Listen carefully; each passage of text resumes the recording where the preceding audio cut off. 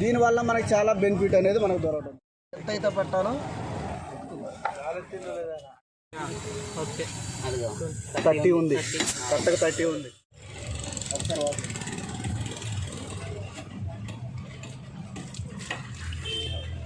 ఒకసారి చూడండి, నేను దీనికి ఉన్నదాన్ని కొడుతున్నా, అది చీలైతే కొడుతున్నా.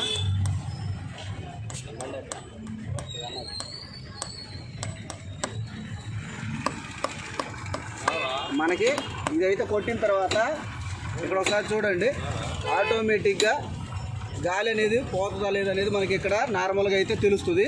ఇప్పుడు ఈ లిక్విడ్ వేసాం కదా, ఒకసారి ఈ టైర్ అనేది ముందుకెళ్ళి తిప్పిన తర్వాత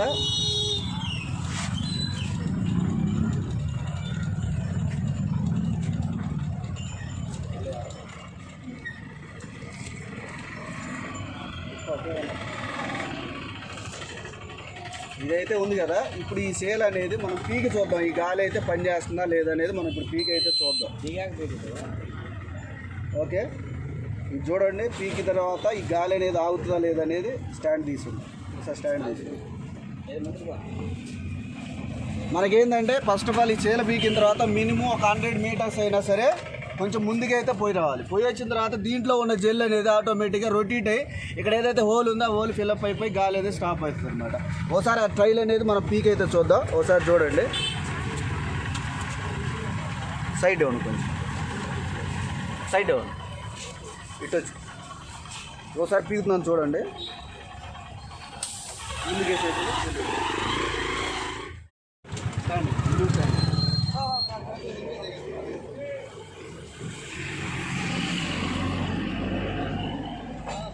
ఇప్పుడు మనకి ఈ లిక్విడ్ ఎలా పనిచేసింది అనేది మనం ఒకసారి చూద్దాం.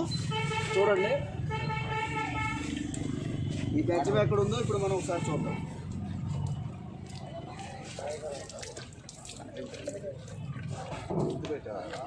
అవసరంలా గాలి పోతే పంచర్ ఉన్నట్టు లేదు కనిపిస్తుంది.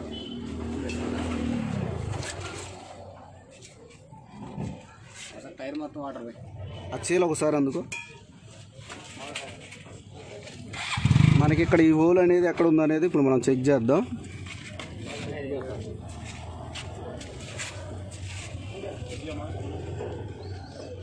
బ్రేక్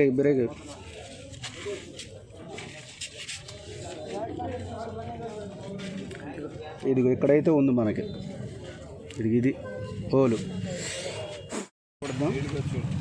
సార్ వాటర్ పోయి చెక్ చేద్దాం.